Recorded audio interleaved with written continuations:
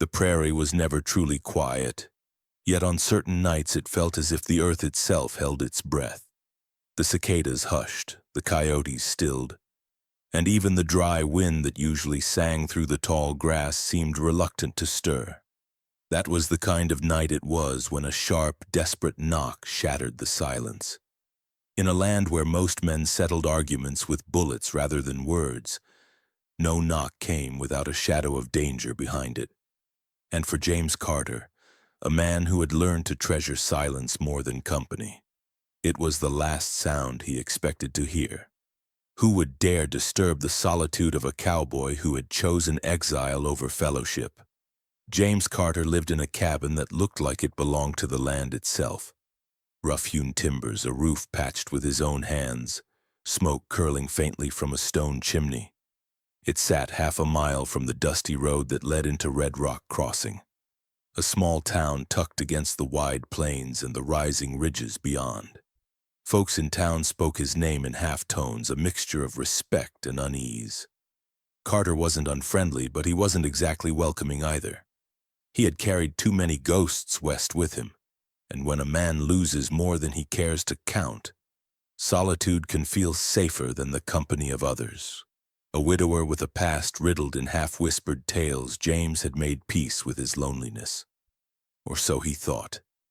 The knock that echoed across his cabin door that night threatened to pull him back into a world he thought he had left behind. A world of needs, of attachments, of promises. The sound came again, lighter this time, almost as though whoever stood outside feared the weight of their own plea. James rose slowly, every instinct sharpening. He reached for the iron Colt resting on the mantel, the way any man would in a country where law traveled slower than rumor.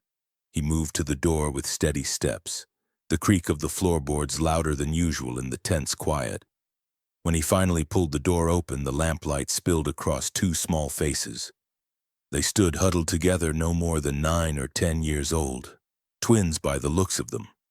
One boy, one girl. Dirt streaked across their cheeks, hair tangled with dust, clothes thin enough that the night air cut through them like knives. But it wasn't their ragged appearance that gripped James by the throat. It was their eyes, wide, hollow with hunger, shadowed with fear too heavy for children to carry.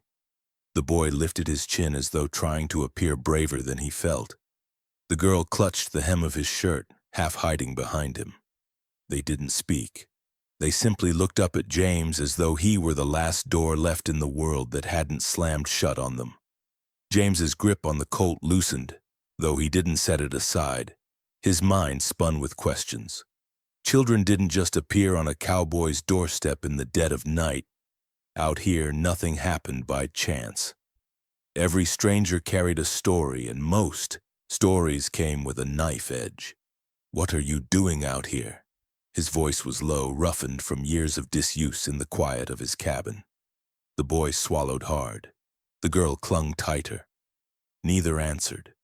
James sighed, a heaviness settling over him.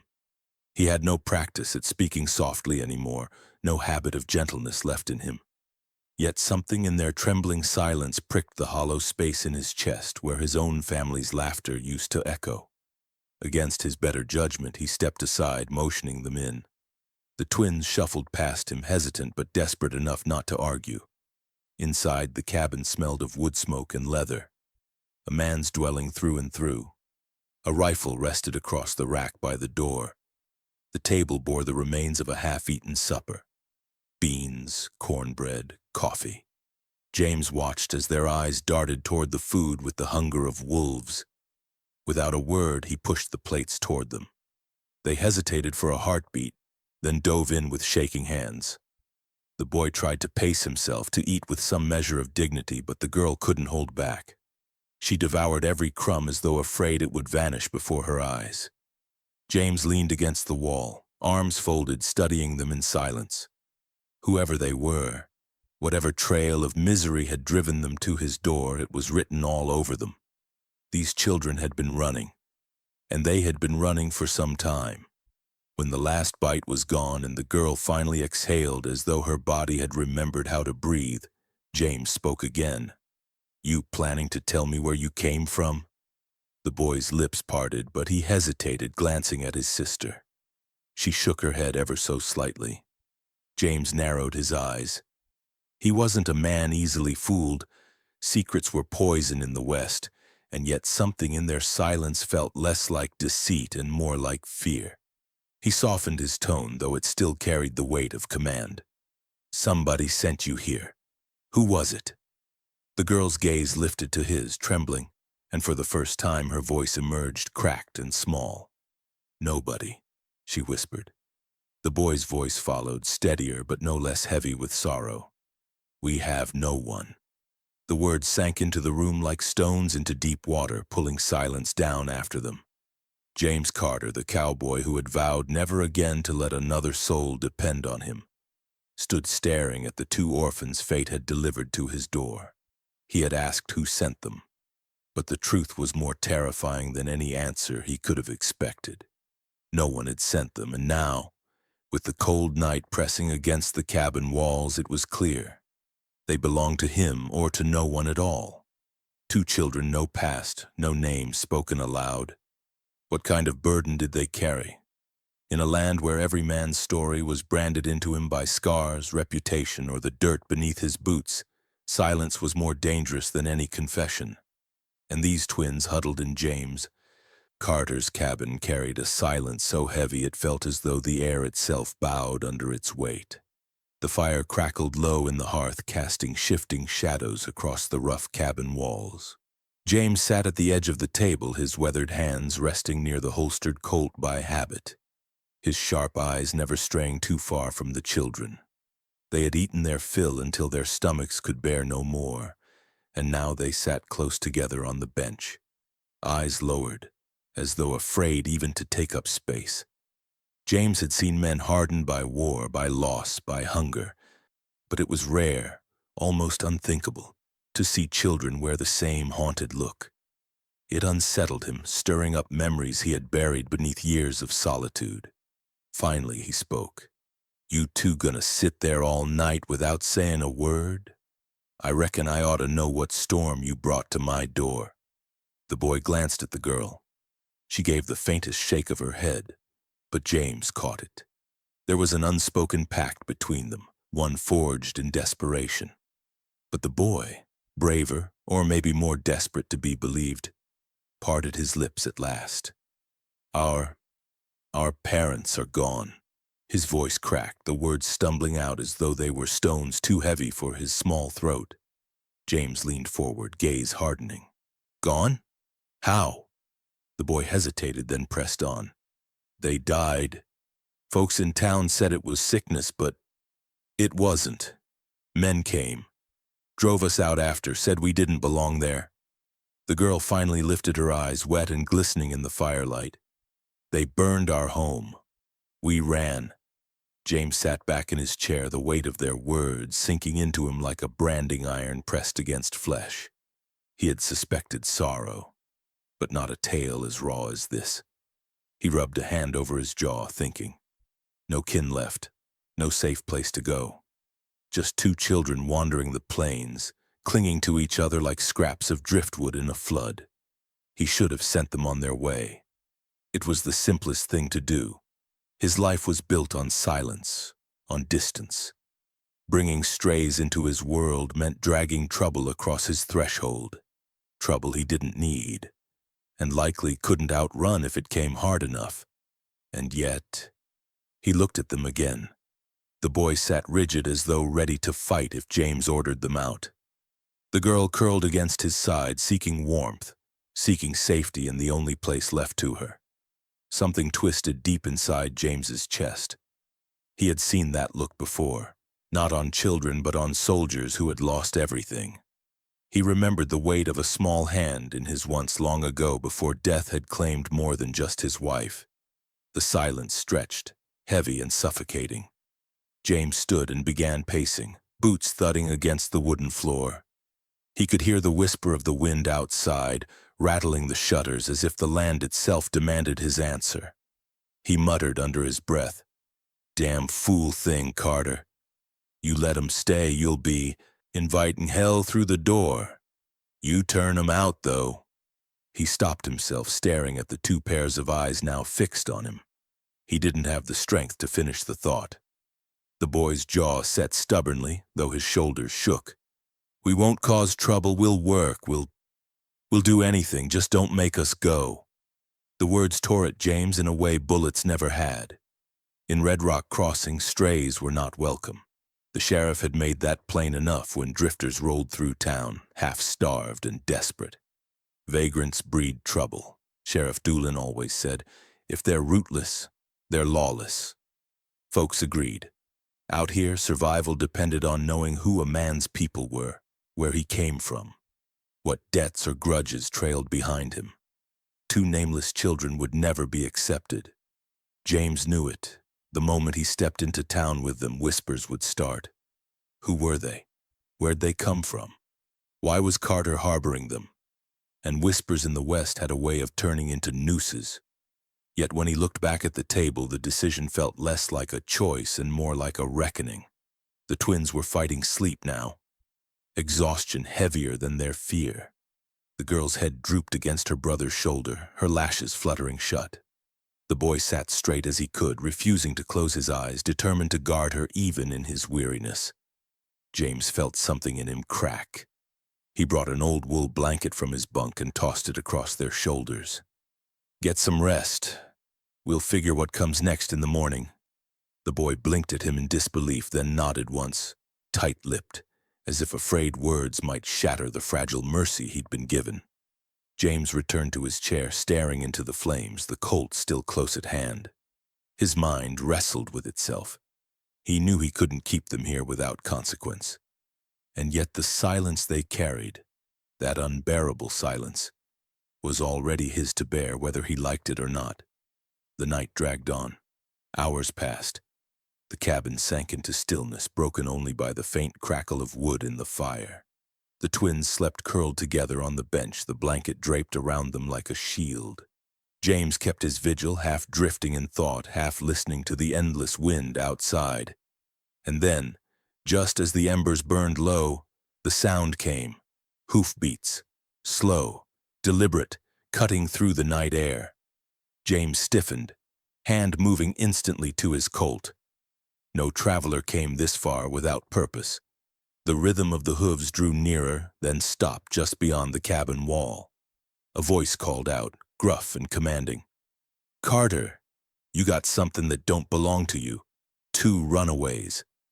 The words struck like a hammer against steel, sending sparks into James's veins. He rose to his feet, Colt in hand, the weight of the moment pressing down harder than any silence ever could. The twins stirred, waking in terror, their eyes darting toward the door. James knew then that whatever burden these children carried, it had already reached his doorstep, and there was no turning back. When a stranger knocks after midnight, no cowboy answers without his gun close by. The frontier had its own rules, and every man knew the darkness carried more wolves than daylight ever dared. For James Carter, standing in his cabin with 2 frightened children behind him, the knock on his door was no request. It was a threat wrapped in wood and iron. The Colt was already in James's hand when the voice outside called his name. His eyes flicked to the twins, who were now fully awake, their faces pale in the glow of the dying fire. The boy clutched his sister's hand, pulling her close, his wide eyes fixed on the door as if he already knew the danger waiting beyond it. James kept his voice low. "Stay put. Don't make a sound." The girl whimpered softly, but the boy gave a brave nod. James's boots thudded across the floor as he approached the door, every muscle taut, every breath controlled. He didn't open it right away. Instead, he called out through the wood, "Who's askin'?" The reply came quick, hard-edged, with no hint of courtesy. "Name's Warren Pike. You got 2 kids in there. They belong to me." James frowned. His thumb brushed the hammer of the Colt, though he didn't cock it yet. Belong. That word wasn't how decent men spoke about children. "You got papers to prove that?" James asked, voice steady but sharp. A laugh followed, cold and humorless. "Don't need papers. Blood runs in my veins same as theirs. Their ma was kin to me. They're mine by right." James hesitated. The claim sounded convenient, too convenient. He'd been around enough liars and land grabbers to recognize when a story didn't sit straight. A man who truly cared for children wouldn't have come prowling in the night, demanding them like stolen cattle. Funny, James muttered. You show up at my door long after dark talking like you're trading horses instead of speaking about kin. You sure about your story, Pike? The door rattled as a fist slammed against it. I don't need to explain myself to you, Carter. Hand 'em over.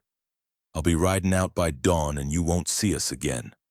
Unless you're keen on trouble. The twins clung tighter to each other, their bodies trembling. James's gut twisted. He didn't know the full truth yet, but his instincts screamed louder than any words. These children weren't safe with the man on the other side of that door. He took a long, steady breath, then pulled the latch. The door creaked open just enough for lamplight to spill onto the porch.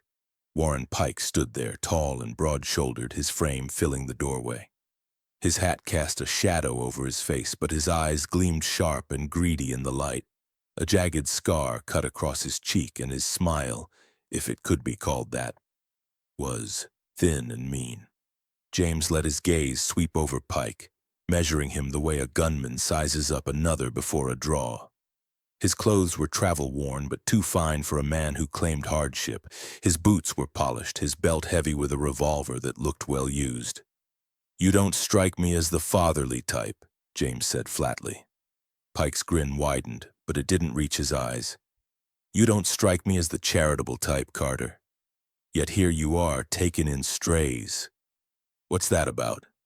The air between them crackled like the seconds before lightning strikes. James tightened his grip on the Colt, though he kept it pointed low. I'll tell you what it's about. Those kids say they don't got kin. Till I see proof otherwise, they're staying put. Pike's face hardened. The false charm slipped away, leaving only something sharp and dangerous. That's a mistake, Carter.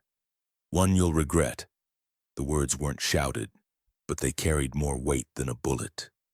James had been threatened before by better men and worse, but something about Pike's voice, low, confident, venomous, crawled under his skin. I've lived with regret long enough, James answered quietly. One more won't kill me, but if you try your luck, I promise it'll kill you. For a long moment, the two men stared at each other, the night wind whistling through the trees around the cabin. Finally, Pike stepped back, his boot heels crunching on the dry earth. He tipped his hat in mock politeness. You've been warned. Ain't no man keeps what don't belong to him forever. And with that, he turned and mounted his horse. The animal snorted, restless, as Pike yanked the reins. Without another word, he spurred it into the darkness, hoofbeats fading into the distance. James stood in the doorway for a long while, the Colt steady in his hand until the night swallowed Pike whole. Only then did he shut the door and turn back toward the twins. The boy looked at him with something close to shame. He's lying, he said quickly, his voice trembling but fierce. We don't belong to him. James nodded slowly. I figured as much. He holstered his Colt and rubbed the back of his neck, staring into the fire. But lies don't stop bullets. That man's not done, not by a long shot.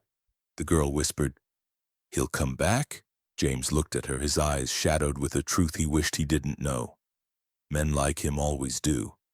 The cabin felt smaller that night, the walls pressing in with the weight of danger that had just passed and was sure to return. James sat back in his chair, the twins huddled together on the bench once more, their faces pale in the firelight. He didn't know why Pike wanted them. Land, money, revenge, maybe something darker. But he knew one thing with certainty. The children had found him for a reason, and whether he liked it or not, he was caught in whatever storm chased them. Sleep came slow. James stayed awake until the embers burned low, his Colt resting on the table within reach. The prairie outside seemed too quiet, the kind of quiet that made a man's skin crawl. When the first light of dawn slipped over the horizon, James rose and stepped outside. The air was sharp with cold, the grass silver with dew. For a fleeting moment, he thought maybe Pike had taken his threat and ridden far away. But then he saw it. Carved deep into the wooden frame of his door were words, jagged and deliberate, cut with the tip of a knife. Give them back or else. James ran his fingers over the grooves in the wood, the message burning hotter than any sunrise. It wasn't just a warning. It was a promise. Pike was coming back, and next time he wouldn't knock. Can a lone cowboy protect two helpless children against a world full of wolves? James Carter had spent years mastering the art of solitude, building walls higher than any fort the cavalry could muster. Yet now, inside his rough-hewn cabin, two children sat by his fire carrying more grief than their small frames should have ever known. They didn't just bring fear with them. They brought a question James wasn't sure he could answer. Was he meant to keep them safe or to send them back into a world that had already tried to chew them up? The morning after Pike's warning carved into his door, James sat with a cup of black coffee cooling in his hands, staring out across the dry prairie. His eyes traced the horizon as if searching for answers in the empty sky. He had always thought of the land as his one faithful companion, steady, harsh, and unyielding. But now, with the twins sleeping soundly in his cabin, the land felt different, wilder, more dangerous. Inside, the boy stirred awake first. He rose stiffly from the bench, careful not to wake his sister, and padded across the floor. His steps were light, but James's ears caught every creak. "You're up early," James muttered without turning. The boy hesitated, then replied, "We're used to it. Running. Don't give you much sleep." Those words struck deeper than the boy realized. James turned then, studying him. The lad had the look of someone already learning the rules of survival. Stay sharp, stay moving, trust no one too easily. It wasn't a childhood. It was a burden. Later that morning, as the twins washed up at the creek behind the cabin, James watched them splash water on their faces, the girl giggling for the first time since she arrived. That sound, fragile and fleeting, stirred something buried in James's chest. He remembered his own daughter's laughter, years gone now, a memory he rarely allowed himself to touch. The sound felt like sunlight cracking through storm clouds. Back at the cabin, James decided it was time to hear more of the truth. He gathered the children at the table, his tone even but firm. "You two been carrying secrets heavier than your boots. I need to know why. Pike's sniffing around for you. You say your folks are gone. How? And what's he after?" The twins exchanged a look, the kind only siblings can share. One part fear, one part silent understanding. Finally, the boy spoke. "Our parents, they owned land, a good piece near the river." The girl added softly, "Everyone wanted it, said it was too much for one family to hold. When Ma and Pa died, men came saying we didn't have rights to it. Pike was one of them." James leaned back, his brows narrowing. "Land? Of course. Out here men killed quicker over acres of dirt and water rights than over spilled blood. If the children truly were heirs to a prime stretch, that made them worth more than cattle, and worth killing for." James wrestled with the weight of it. Protecting them meant putting himself square in the path of powerful men who wouldn't hesitate to burn him out. Yet letting them go meant sending them straight into a wolf's jaws. He'd seen enough wolves in human skin to know how that story ended. Instead of giving them answers, he gave them work. He figured chores were a way to settle restless hands and restless minds alike. He set the boy to chopping kindling, showing him the steady rhythm of axe and wood. At first, the lad's swings were clumsy, the handle too heavy in his thin arms, but James guided him with patience, correcting his grip, steadying his stance. Soon enough, the boy's strokes rang sharper, splitting logs with the satisfaction that put a spark in his eyes. The girl helped in the kitchen, learning to stir beans in the pot and knead dough for bread. She hummed under her breath, a tune so faint James almost missed it. He found himself smiling at the sound, though he quickly masked it behind his beard. For the first time in years, the cabin wasn't silent. It breathed with life again. The emptiness that had echoed inside James's walls for so long was replaced by small voices, laughter, and the steady rhythm of daily work. It unsettled him, yes, but it also warmed something in him he thought had long gone cold.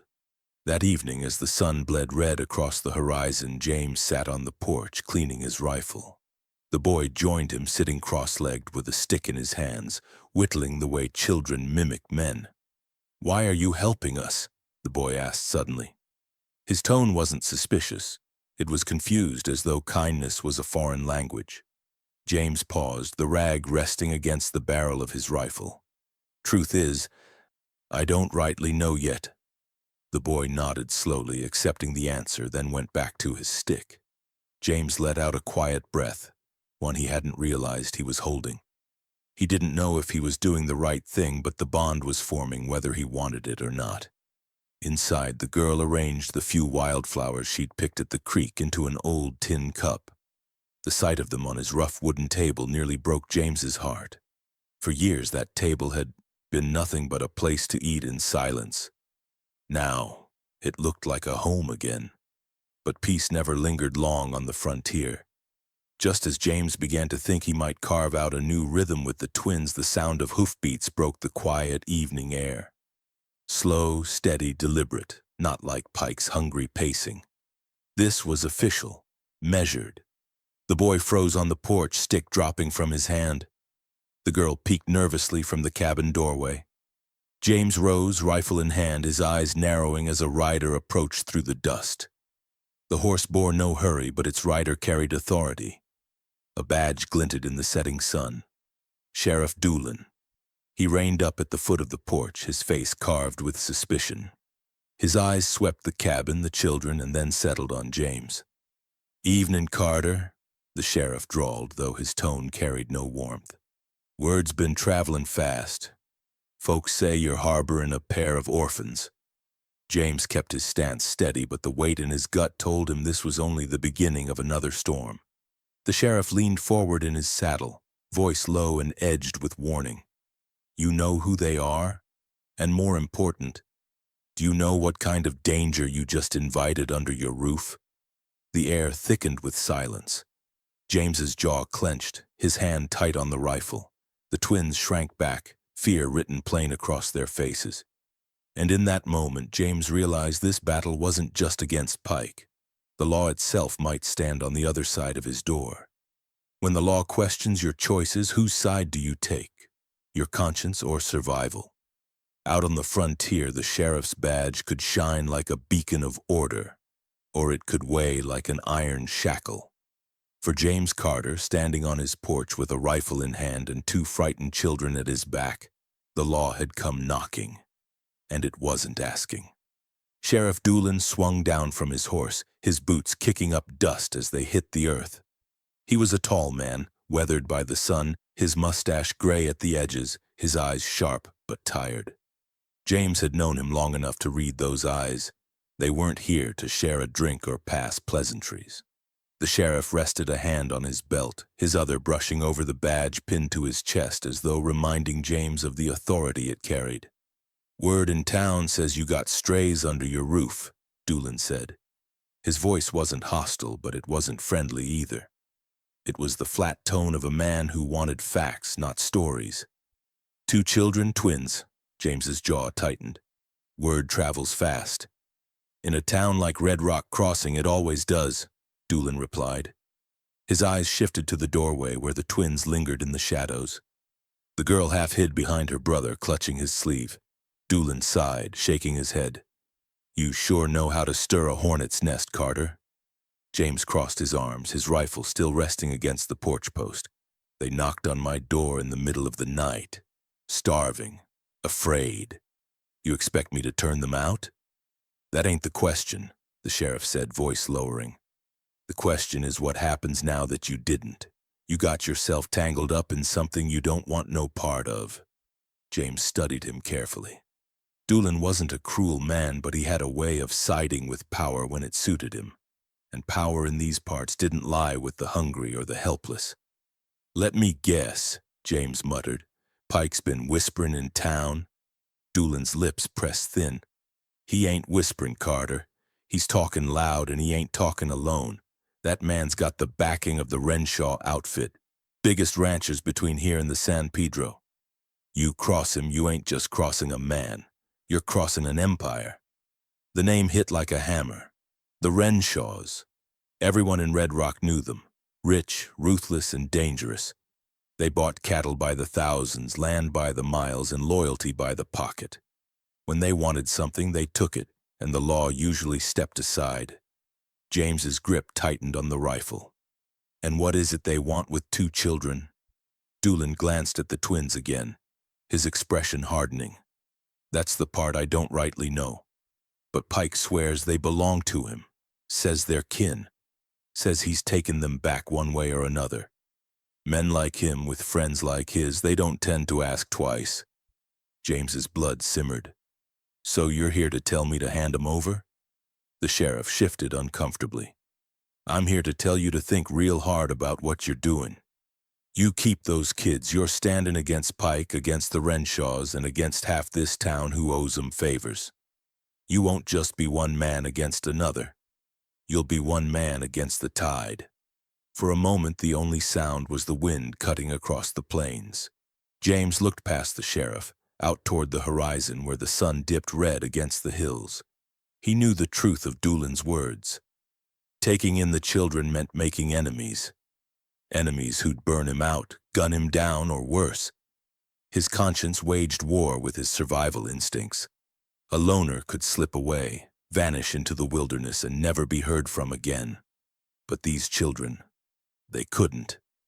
If he turned them out, Pike would take them, and James had seen the hunger in Pike's eyes. It wasn't the hunger of kinship. It was the hunger of a predator. Behind him, he heard a soft voice. Don't send us away. The girl's plea cut sharper than any blade. She stepped forward, her small hand tugging at James's sleeve. Her brother stood beside her, his chin lifted in fragile defiance, though his lip trembled. James glanced down at them, then back at Doolin. You know me, Sheriff. You know I've walked away from plenty in my life, but I ain't walking away from this. Doolin exhaled slowly, rubbing the bridge of his nose. You're a stubborn man, Carter, always were. But stubbornness don't stop bullets. You take this stand, you're gonna find yourself alone. Folks in town won't side with you. They'll look the other way when Pike makes his move. I've stood alone before, James said evenly. The sheriff gave him a long, steady look, then nodded toward the twins. You're risking more than yourself this time, just remember that. He turned, putting a boot to the stirrup, and hauled himself back into the saddle. The horse pawed the ground, eager to move. Doolin pulled the reins, his face shadowed beneath the brim of his hat. Let me tell you one more thing, he said, voice low but carrying. That man Pike, he ain't lying, not entirely. Those kids, their name carries weight, the kind of weight men kill for. James's brow furrowed. Their name? The sheriff tipped his hat, eyes narrowing. You haven't asked it yet, have you? Doolin turned his horse and rode off, leaving a trail of dust in his wake. James stood frozen, the twins clutching his arms, their small faces pale with fear. He hadn't asked their last name. And now, with the sheriff's warning echoing in his ears, he realized the truth. Whatever blood ran in those children's veins, it was powerful enough to draw enemies like vultures to a carcass. Sometimes the truth feels heavier than lies, especially when blood and land are involved. For James Carter, the silence of 2 frightened children had been mystery enough. But when their last name finally passed their lips, it struck like a hammer blow, carrying with it more weight than bullets and more danger than the wide-open plains. The sheriff's words clung to James long after Doolin's horse disappeared into the dust. Back inside the cabin, the twins huddled near the fire, their faces pale, their eyes fixed on him as though waiting for a judgment they couldn't bear to hear. James set his rifle aside and sat across from them, elbows braced on his knees, voice low and steady. There's something I should have asked you sooner, he said. Your name, not just first names, your family name. The boy's gaze dropped to the floorboards. The girl squeezed his hand, urging him to speak. He swallowed hard, then lifted his eyes to James. It's McAllister. The name rolled through the room like distant thunder. James knew it instantly. The McAllisters had once been one of the proudest families in the territory, their ranch stretching along the river, their cattle fat and plenty. But pride and land had a way of drawing envy, and envy on the frontier often turned into bloodshed. James leaned back slowly, his mind working through the stories he'd heard. The McAllisters had died sudden. Sickness, they said, though rumor whispered otherwise. Their land had been left hanging in dispute, vultures circling it from every direction. So Pike claims he's kin, James muttered, half to himself. That he's taken you in by right. The boy nodded. But he ain't. Our ma, she was his cousin, maybe, but she never trusted him. Said he was a snake in tall grass. The girl's voice trembled. After they died, he came. He said the land was his now 'cause he was family, but it was ours. Ours. Tears welled in her eyes, but her voice hardened with something fiercer than grief. He burned our house. Said we had no claim. James felt the fire inside him flare hotter than the flames in the hearth. He knew the law of the frontier. Kin could claim guardianship, and guardianship meant control over land until heirs came of age. Pike wasn't after them out of care or blood loyalty. He was after acres, water rights, wealth, and he'd carve his claim out of their lives if that's what it took. He rubbed his weathered face, letting out a long breath. The children weren't just orphans, they were heirs, and that made them more valuable and more vulnerable than he had ever imagined. The boy leaned forward, his young face set with a bravery that broke James's heart. Are you gonna send us back? To him? James looked at the two of them, their small hands clasped tight, their shoulders trembling under the weight of a world that wanted to crush them. He shook his head. No, I ain't sending you anywhere. Pike may have papers, may have men, may even have the Renshaws riding behind him. But he don't have the right. Not in my book. You're McAllisters and you're alive. That land's yours, and I'll be damned if I let a wolf in a man's skin take it from you. The boy's eyes widened, as if he hadn't expected such certainty. The girl burst into tears, burying her face against her brother's shoulder. For the first time since they'd stepped across his threshold, they seemed to believe they weren't alone. But James felt no victory in the promise. He knew what it meant. By protecting them, he wasn't just defying Pike. He was defying power itself, the kind of power that burned towns, bribed sheriffs, and sent hired guns to settle disputes. He had built his life on silence and solitude to avoid such wars. Now he had walked right back into one. Still, when the boy whispered, "Thank you," James felt something stir in his chest. A weight that was heavy, yes, but also steady. The kind of weight a man could carry with honor. The days that followed were uneasy. James taught the boy how to mend a fence, how to pump water from the well, how to check for snakes in the woodpile. He showed the girl how to tend the fire, how to measure flour for bread, how to sweep the cabin floor. Small lessons, but each one stitched them tighter into his world. At night, he sat by the fire, listening to their whispers as they drifted into sleep. They spoke of their parents in hushed tones, fragments of memories clutched like treasures. Their mother's voice, singing them to bed. Their father riding home at dusk with the cattle lowing behind him. Memories stolen too soon. Each word etched itself deeper into James's resolve. They weren't just children to be pitied. They were a legacy, a family line someone was trying to erase, and he wasn't about to let that happen. But peace never held long on the frontier. On the third night, long after the twins had fallen asleep, James sat alone on the porch, the stars glittering above like cold eyes. He rolled a cigarette between his fingers but didn't light it, his mind too heavy to crave smoke. Then, out of the corner of his vision, he saw it, a shadow moving against the tree line. At first he thought it might be a coyote or a straggling deer. But then another shape shifted, and another, too tall, too deliberate. Men. They moved like hunters circling prey, careful not to draw attention but bold enough to creep close. James's hand closed around the rifle resting by the door. His heart thudded slow and steady the way it always did before a fight. The children slept inside, unaware of the danger pressing closer with every breath of wind. James raised the rifle, eyes narrowing into the dark. Shadows circled his ranch like vultures, silent but certain. He had promised to protect the twins, and now, before dawn even touched the horizon, that promise was about to be tested. Not all battles are fought in the open sun. Some begin under moonlight with the crack of a rifle. The prairie slept, but in the shadows around James Carter's cabin, predators crept, their boots silent in the grass, their eyes fixed on the firelight glowing faintly through the window. The frontier taught men to fight at dawn, face to face. But thieves and killers, they preferred the dark.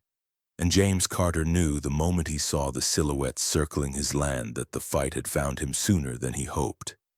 James pressed his back against the porch post, the rifle tight in his hands. The night air was cool, carrying the faint scent of dust and mesquite. His eyes adjusted to the darkness, tracking the faintest movement, a glint of metal, the tilt of a hat, the ripple of grass disturbed by boots. At least 3 men, maybe more.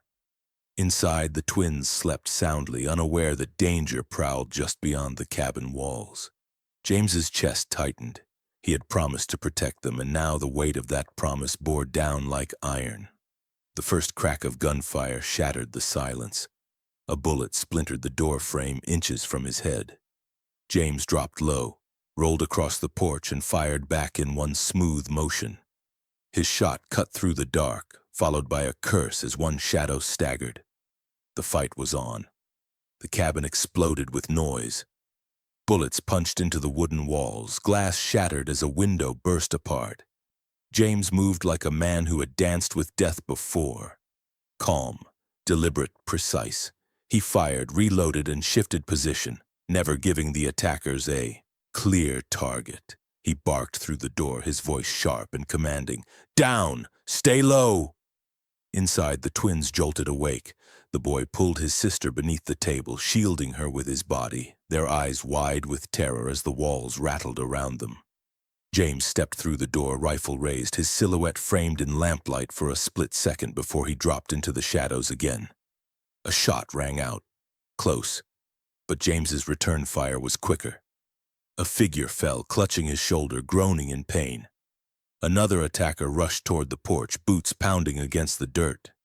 James swung the rifle butt hard, catching the man across the jaw, sending him sprawling. Before the stranger could recover, James pressed the barrel against his chest and pulled the trigger. The man went still. The gunfight raged on, sharp bursts of sound echoing across the plains. James ducked behind the water trough, bullets sparking against its iron bands. He breathed slow, steady, letting instinct guide his aim. Another figure rose from behind a boulder, and James's rifle cracked. The man toppled backward into the grass. But for every attacker he dropped, another seemed to crawl out of the night. They weren't fighting like amateurs. These were hired men paid to kill, the kind of men Pike would send. James gritted his teeth, chambered another round, and shouted into the dark. "This land ain't yours. Best ride off 'fore I put you in it." His words drew only more gunfire in answer. Inside the cabin, the girl sobbed quietly into her brother's shoulder. The boy clenched his fists, whispering fiercely, "He's fighting for us. He ain't gonna let 'em take us." And in that moment, James Carter, once a man who had sworn never again to let anyone depend on him, became more than a cowboy to them. He became something closer to a father. The battle raged on for what felt like hours, but was no more than minutes. Gunpowder stung James's nose, smoke drifted across the porch, and the night was alive with the crack of rifles. Then, as suddenly as it had begun, the shooting slowed. One final shot echoed, then silence fell. The only sounds were the groans of the wounded and the ragged breath of survivors. James stood in the stillness, rifle smoking in his hands, eyes scanning the shadows for movement. His pulse thudded steady, his body coiled for another attack that didn't come. The attackers had fallen back. For now. He pushed through the door, slamming it shut behind him, and leaned his rifle against the wall. The twins crawled out from under the table, their faces streaked with tears, but their eyes filled with something new. Trust. The boy spoke first, voice trembling. "You fought him off. You saved us." James crouched down, his hand resting on the boy's shoulder. He didn't say he'd done it because he had to. He didn't say he'd done it out of obligation. He only said, "I gave my word. I'll keep it." The girl threw her arms around his neck, clinging to him with a fierceness that broke the last wall around his heart. James froze for a second, then held her tight, his chest aching with memories of the family he had lost, and the one fate had brought to his door. But even as warmth flickered through him, he knew this was no victory. Tonight was only a warning shot. More would come. Stronger. Deadlier. The proof came sooner than expected. As James stepped back outside to survey the aftermath, he found one of the wounded attackers crawling through the dirt, clutching at his stomach. Blood pooled beneath him, his breaths ragged. James raised his rifle cautiously, but the man wasn't reaching for a weapon. His eyes rolled toward James, glazed with pain, his lips barely moving. They're coming," the man gasped. His voice was broken, shredded with blood, but the words carried like thunder in the still night. "They're coming. For all of you." His head fell back, his chest heaved once more, and then he was still. James stood over the dead man, the weight of those words sinking like lead. Not just for him, not just for the children. All of you. Pike wasn't just sending a few hired guns, he was raising an army. And the storm James had tried to outrun his whole life was finally bearing down on his doorstep. Every cowboy has ghosts, but sometimes ghosts return as enemies in the flesh. James Carter had lived for years as a man apart, cut off from neighbors, from town, from the life he once tried to build. He thought distance had buried the past beneath layers of silence and dust. But the gunfire outside his cabin, the blood in the dirt, and the frightened children at his side told him otherwise. His ghosts hadn't stayed buried. They had risen again, wearing familiar faces. The morning after the ambush, smoke still lingered faint in the air, the scent of gunpowder clinging to the ground. James walked the perimeter of his land, boots pressing into the soil darkened by blood. Crows had already gathered at the edges, black wings flickering against the gray light of dawn. The twins followed at a distance, silent, their small feet crunching softly in the dirt. James didn't tell them to stay inside. They had already seen too much to be sheltered now. He stopped near the body of one of the fallen men, stiff and still in the cold. James crouched down, studying the man's belt buckle, the way his boots were branded with a rancher's mark. Recognition stirred. Renshaw. The name curdled in his stomach. Years ago, before James built his cabin, before he lost his wife and child, he had crossed paths with the Renshaw outfit. They'd been trying to expand their empire even then, seizing land through forged deeds, bought judges and hired guns. James had fought them once, standing alongside smaller ranchers who refused to yield. The fight had been bloody, and though James survived, he carried scars across his ribs that still ached in the cold. And he carried other scars, too, deeper ones. The children stopped a few paces behind him. The boy's voice was small, cautious. "You knew them?" James rose slowly, brushing dirt from his hands. His face was grim. "I knew their kind, fought 'em once before, thought I'd left that fight behind." The boy tilted his head. "Why'd you stop fighting?" James's jaw tightened. His mind flickered back to fire, to screams, to a night when everything he loved had been taken in an instant. His wife, Sarah, had begged him to leave the feud behind. But he hadn't listened soon enough. When the Renshaws struck back at their enemies, innocence burned with them. Sarah and their little girl were caught in the blaze. That was the night James laid down his guns, not out of peace, but out of grief. He built a cabin on the edge of nowhere and swore never again to let blood touch his hands for anyone. Until now. As he walked back toward the cabin, the girl's hand caught his. He froze, looking down at her. Her eyes, wide and searching, glistened with the same trust his daughter once carried. "Don't let them take us," she whispered. James's throat tightened. For years he had lived without purpose beyond his own survival. But looking at her, at both of them, he felt the stirring of something he thought long dead. Duty. Not just to fight, but to protect. That night he sat by the fire, the twins huddled close. The boy asked questions in the quiet, hesitant but curious. Was it always like this? Men fighting over land, over cattle? James stared into the flames, his face hard. Always has been. Always will be. Out here, land means water, and water means power. Men'll kill 100 souls for an acre if it feeds their herds. Don't matter who they step on. The boy frowned. Then how do we stop 'em? James's gaze drifted to the rifle leaning against the wall. By standing your ground, by not letting 'em take what ain't theirs. Sometimes that means paying a price. The girl spoke softly, her head resting against James's arm. But you'll fight with us, won't you? Her words struck deeper than she could know. James thought of Sarah again, of the promise he made by her grave, never to fight, never to risk losing what little heart he had left. And yet here he was, making another promise, one that might cost him everything. He placed a hand gently on the girl's shoulder. I'll fight, long as I draw breath. The decision was made then, though James didn't speak it aloud. He could no longer sit on the porch and wait for the wolves to come. To protect the twins, and to face the ghosts of his own past, he would have to ride straight into the fire. As the fire crackled low, James rose to his feet and pulled on his coat. The twins looked up at him, fear flickering in their eyes. Where are you going? The boy asked. James's voice was steady, though his heart thudded heavy. We're not waiting here any longer. Pack what you can carry. Come dawn, we ride. The boy blinked, uncertain. Ride where? James met his gaze, the weight of old battles burning in his eyes.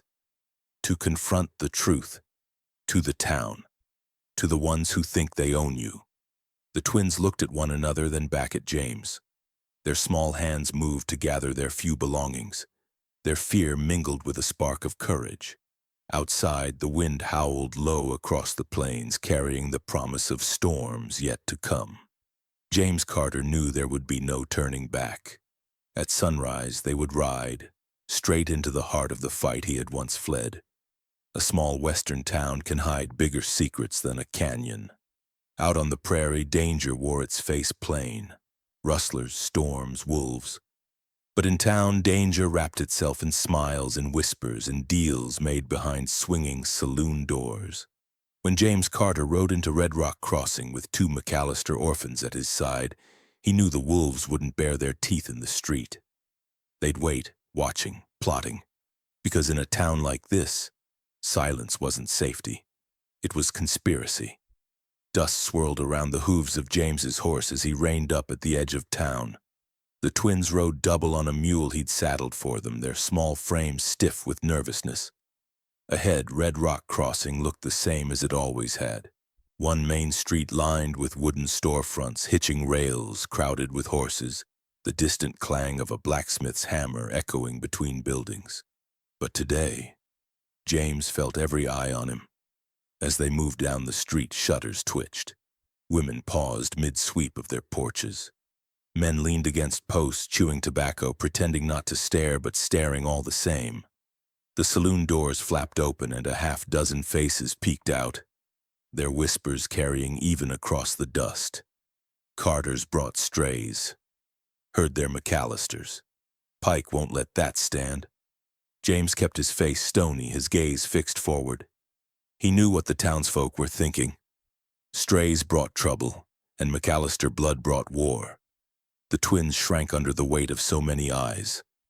The boy straightened in the saddle, trying to look braver than he felt, while the girl pressed closer against him, her small hands gripping the worn leather as if it might keep her safe.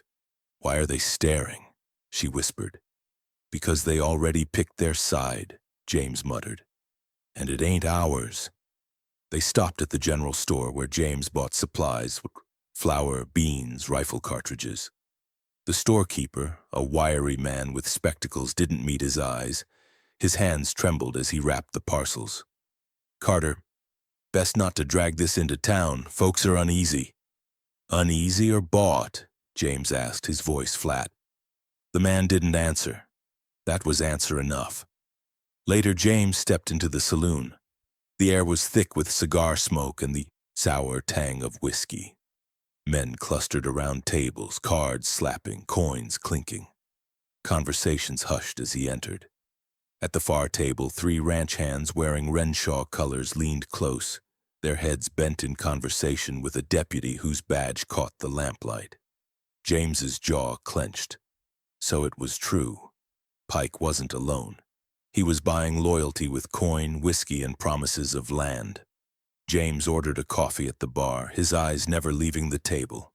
He caught fragments of their whispers over the shuffle of cards. Papers near ready. Judge'll sign soon as he's paid. Children just pawns. The words burned into him. Guardianship. Deeds. Legal tricks dressed up in lawman's clothes. Pike wasn't just coming with hired guns. He was coming with the law twisted to his side. James turned to leave, but 2 rough-looking men blocked the door. One smirked, spitting tobacco juice onto the floorboards. "Carter," he drawled. "Word is you're harboring orphans. Dangerous thing. Keeping what don't belong." James's hand hovered near his Colt, his eyes cold. "Word is you ought to step aside." The men shifted uneasily. They had muscle, but not the backbone to draw on a man like James Carter in front of the whole saloon. After a long, tense moment, they stepped aside, sneering but silent. James pushed through the doors, the twins waiting anxiously outside. "What happened?" the boy asked. James shook his head. "Nothing yet, but it's coming." As they walked toward the livery, whispers followed them down the street like rattlesnakes in the grass. Every face they passed carried the same message: "You don't belong." The girl tugged at James's sleeve, her voice small. "Why don't they help us? Don't they know what Pike's doing?" James looked down at her, his face heavy. "They know. But folks out here, then they don't always fight what's wrong. Sometimes they just learn to live with it." Her eyes filled with tears. "That's not fair." "No," James said, his voice rough. "It ain't." The boy clenched his fists, anger flashing in his young eyes. "So everyone's just gonna let Pike win?" James put a hand on his shoulder. "Not everyone." The sun had begun to set, the sky painted in streaks of orange and purple when a soft voice called from across the street. "James Carter." He turned. A woman stood near the edge of the schoolhouse porch, her figure straight, her eyes sharp. She wore a simple dress, a book tucked beneath her arm. Though the years had carved lines at the corners of her mouth, James recognized her at once. "Evelyn Hart," he said slowly. "The school teacher." She had been in Red Rock Crossing as long as he could remember, raising children in knowledge and discipline while men like the Renshaws raised empires in blood.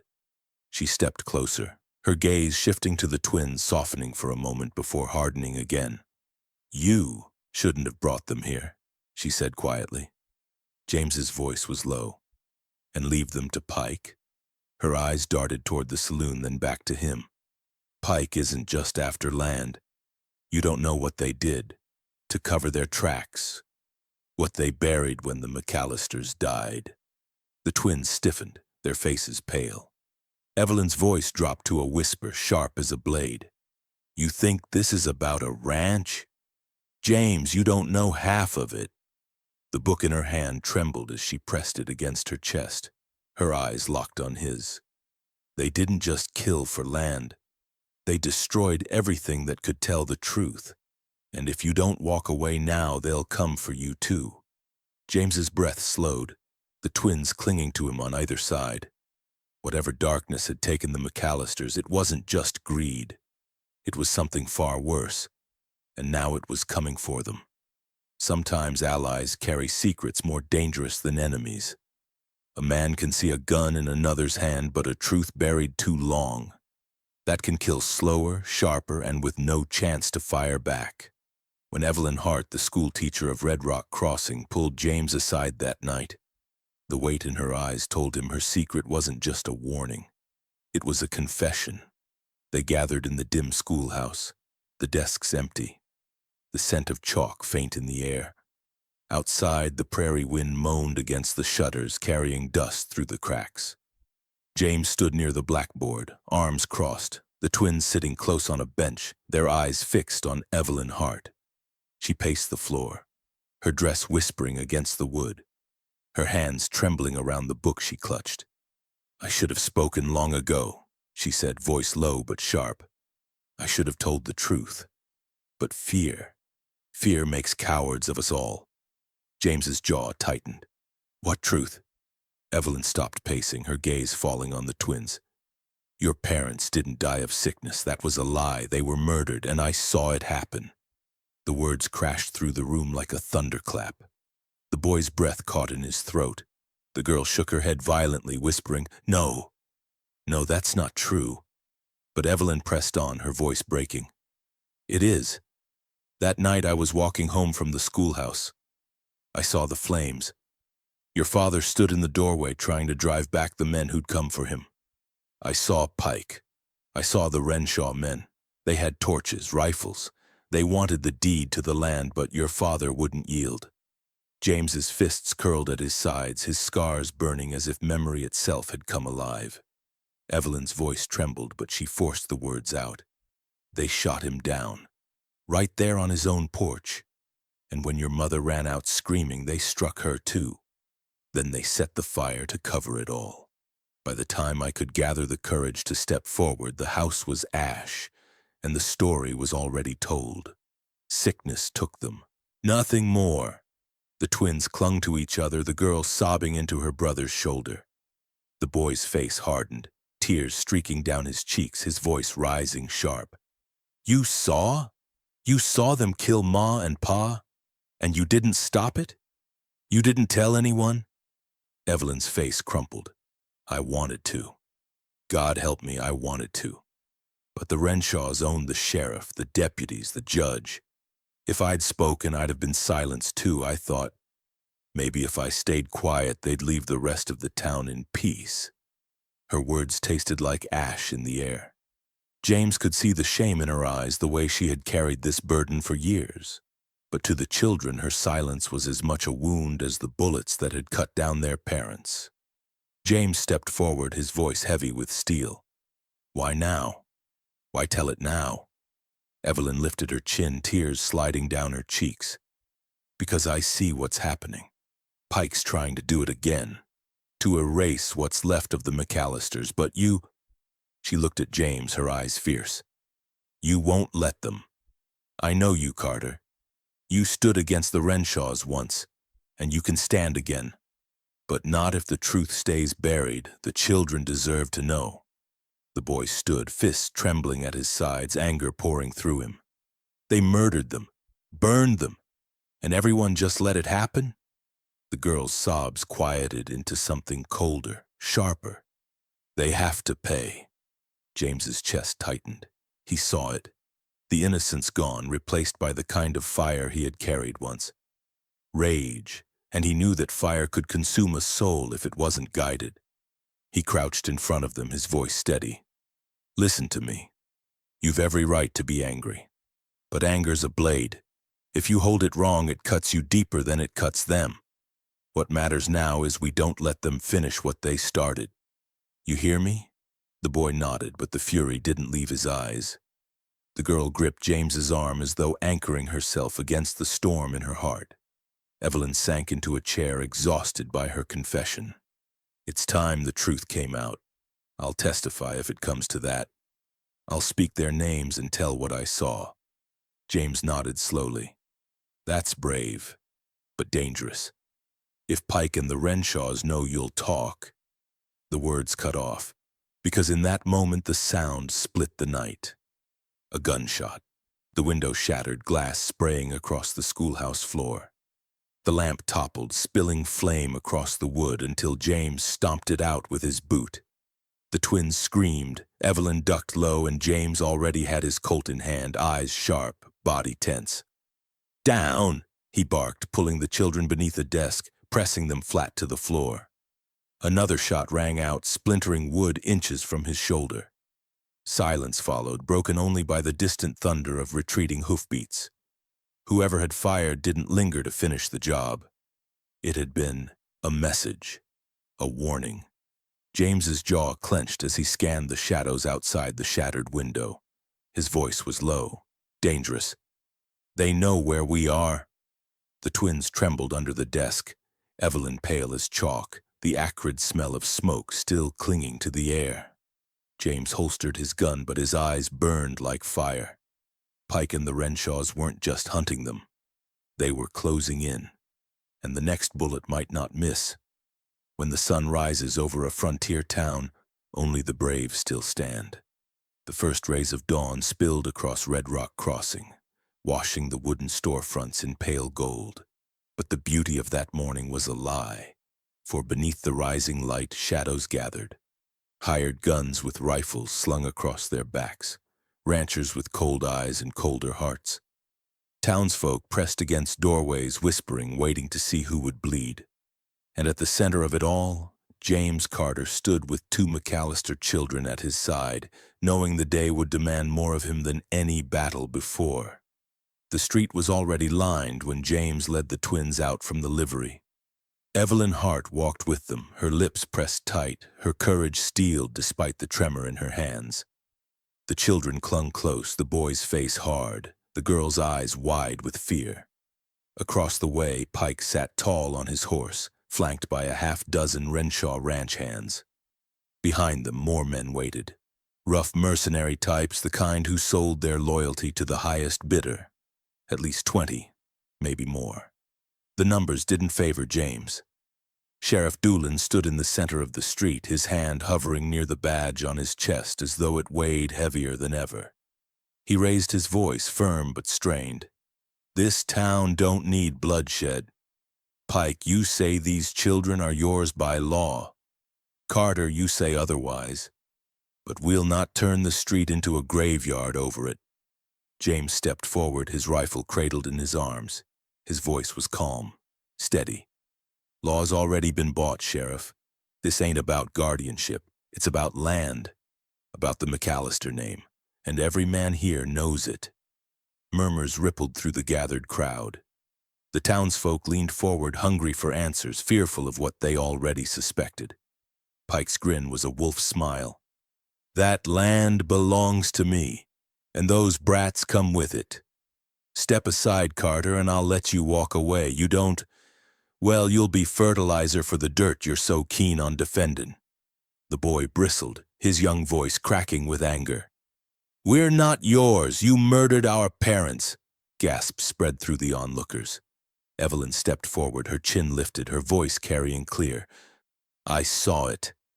Pike and the Renshaw men killed John and Mary McAllister. I'll swear it before God and man." Pike's face darkened. "You're a fool, schoolmarm. Your word don't carry against mine." But the whispers in the crowd grew louder. Doubt spread like fire on dry grass. The sheriff's hand twitched near his revolver, his eyes flicking between Pike's men and James. "Carter," he said low, almost pleading, "you're outnumbered. Don't do this." James's eyes never left Pike. "Sometimes a man don't get to choose the fight, Sheriff. Sometimes it comes knocking, and the only choice left is standing or crawling." And then the silence broke. A single shot cracked the morning. Dust leapt from the street where a bullet struck inches from James's boots. The street erupted. Gunfire roared like thunder. Pike's men surged forward, rifles barking, bullets tearing into the wooden facades. James shoved the twins behind the water trough and fired back, his rifle steady, every shot precise. One ranch hand dropped, another spun and fell screaming. Evelyn dragged the children lower, shielding them with her own body as splinters rained down. James moved like a man who'd fought battles before, quick, efficient, fearless. He ducked into cover, returned fire, and reloaded with the calm of experience. But he wasn't fighting just for himself now. Every trigger pull was a promise to the children who clung to him, every breath a vow not to fail them. The sheriff fired too, but his aim was torn between duty and justice. He shouted orders, but half the deputies sided with Pike, their shots aimed at James instead of the ranch hands. Betrayal cut deeper than bullets. Still, the tide wasn't one-sided. Townsfolk who'd lived under Renshaw tyranny for years began to stir. One old rancher leveled his shotgun from a doorway, blasting a hired gun off his feet. A blacksmith grabbed a rifle from his forge and joined the fight. It wasn't enough to turn the tide, but it was enough to remind Pike that not all loyalty could be bought. The battle dragged on, brutal and desperate. Dust rose in clouds, bullets whined through the air, and screams mixed with gunfire until the town seemed more battlefield than settlement. James fought like a man with nothing left to lose. His hat was gone, his shirt torn, a graze burning along his arm, but his eyes burned with iron resolve. He moved from cover to cover, firing, reloading, firing again, dropping enemies with a grim efficiency that spoke of old wars fought and survived. The twins watched, terrified yet transfixed.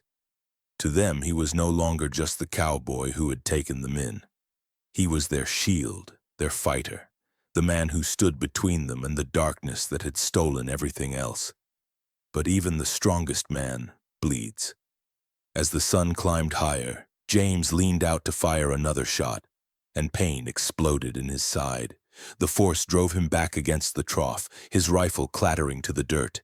He staggered, his hand pressing against the wound, warm blood seeping through his fingers. The boy cried out, rushing toward him, "James!" The girl's scream pierced the chaos. "Don't leave us!" James gritted his teeth, forcing himself upright, firing one last shot that sent Pike's horse rearing in panic. But his strength faltered. The world tilted, the sounds of the battle muffling as his knees buckled. James collapsed to the dirt, blood pooling beneath him, his vision dimming as the twins' cries echoed through the haze. The last thing he saw was their small hands reaching for him, their voices breaking with terror. And then, darkness. Sometimes sacrifice is the only way a legacy survives. In the West, men measured their worth not by what they gained, but by what they were willing to lose. On the dirt street of Red Rock Crossing, James Carter had already given more than blood. He had given his word. And though the morning sun shone down on smoke and bodies, the fight was not yet finished. Because legacies are carved in dust and blood. And this one was still being written. James lay in the street, his vision fading, the cries of the twins echoing above him. But before the darkness could close in fully, another sound rose. The thunder of hooves and the sharp bark of a voice cutting through the chaos. "Enough!" Sheriff Doolin rode into the fray, his badge glinting in the light, his revolver blazing. For the first time, his shots weren't aimed at James. They were aimed at Pike's men. A deputy at Pike's side dropped. Another scrambled for cover. The sheriff's voice rang out like a hammer. "This ends today. I won't see this town bought and buried by greed." It was the stand James had doubted Doolin would ever take. But seeing Pike's hired guns tear apart his streets, threaten his people, and fire on children, it had pushed the lawman past the edge of compromise. The tide shifted. Townsfolk who had lingered in fear now surged forward. The blacksmith fired another shot. The storekeeper swung a rifle from his doorway. Even men who had stayed silent too long raised their voices, no longer willing to let Pike's greed write their future. Pike cursed, firing wildly, his men falling one by one. The Renshaw ranchers, once so sure of their power, faltered under the weight of townsfolk standing together. And Evelyn Hart, voice steady despite the fear in her eyes, called out over the gunfire, "I saw it all. Pike murdered the McAllisters with the Renshaws at his back, and I'll tell it before any judge who'll listen." The words struck like a bullet of truth. Pike froze, his face twisted with fury. "Lying witch!" he spat. But his voice carried no weight now. The crowd had heard. The law, or what scraps of it remained, had heard. With a final push, the gunfight ended. Pike lay pinned in the dirt, his revolver kicked away, blood seeping from a wound in his shoulder. His eyes burned with hatred as the sheriff stood over him, revolver aimed square. "Your game's done, Pike," Doolin said. "The Renshaws won't shield you now. You'll hang for this." Pike sneered. "You think killing me will end it? The Renshaws own this territory. Kill. One snake, another rises." James, pale but alive, forced himself onto an elbow, blood soaking his shirt. His voice was hoarse but steady. Maybe so, But this snake won't bite again. The sheriff hauled Pike to his feet, binding his wrists. For the first time in years, Red Rock Crossing saw the law stand taller than corruption. When the dust settled, Evelyn and the twins rushed to James. The boy pressed against his side, helping him sit upright. The girl sobbed against his chest, her small hands trembling. "You can't leave us," she whispered. James winced at the pain in his side, but his hand steadied on her back. "Not yet," he said, voice weak but sure. "Not while you need me." The doctor patched him up in the saloon, stitching the wound with whiskey and grit. James bore it without complaint, his eyes fixed on the twins who refused to leave his side. When the worst of it passed, he leaned back against the chair, sweat dripping down his brow, and let out a long, shuddering breath. He would live.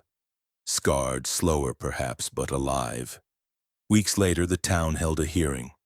Evelyn stood tall, testifying before traveling officials called in by the sheriff to investigate. She told the truth plain. How Pike and the Renshaws had murdered John and Mary McAllister. How they burned the ranch to ash, how they tried to erase the heirs. Her words carried the weight of years, and with James standing in support, no one dared silence her. The Renshaws still loomed, but for now the tide had turned. The land deed was declared rightful to the children. The McAllister name was spoken not with whispers, but with respect. And through it all, James stood as their guardian. Life settled into a new rhythm. The ranch land was reclaimed, the soil waiting for cattle once more, the river glinting in the sun as if welcoming its rightful heirs. The boy threw himself into chores with a determination beyond his years, eager to rebuild what had been stolen. The girl planted flowers by the cabin's porch, her laughter finally free of fear. James, though his body ached from wounds both old and new, found himself changed. Where once his cabin echoed with silence, now it rang with voices, footsteps, and the warmth of family. The twins didn't just inherit land. They inherited him. And for the first time since losing his wife and child, James Carter allowed himself to believe in something beyond sorrow.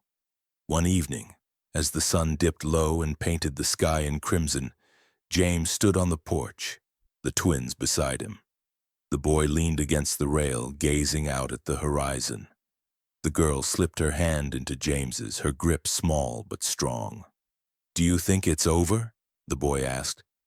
James squinted into the distance where the plains stretched endless. "Ain't never truly over. Men like the Renshaws don't stop wanting more. But we'll be ready." The girl leaned against his arm, her voice soft. "As long as we're together." James felt the truth in her words, like a balm against every scar he carried. Together. That was something he hadn't believed in for years. As night fell, James lingered on the porch, the twins safe inside, their laughter drifting out through the window. He gazed at the horizon, the stars beginning to prick through the fading light. For the first time in a long time, the emptiness in his chest eased. He whispered to himself, voice low but certain, "Maybe family does find you after all." And with that, the cowboy who once lived alone stepped into a future carved in dust and blood, but also finally in hope. If this story kept you riding till the very end, don't forget to hit that like button. It helps more folks find their way to these frontier tales. Share your thoughts in the comments. What would you have done if you were in James Carter's boots? And if you want more stories of grit, loss, and redemption from the Old West, make sure to subscribe. Every knock on this channel's door might just lead you to the next story that changes everything.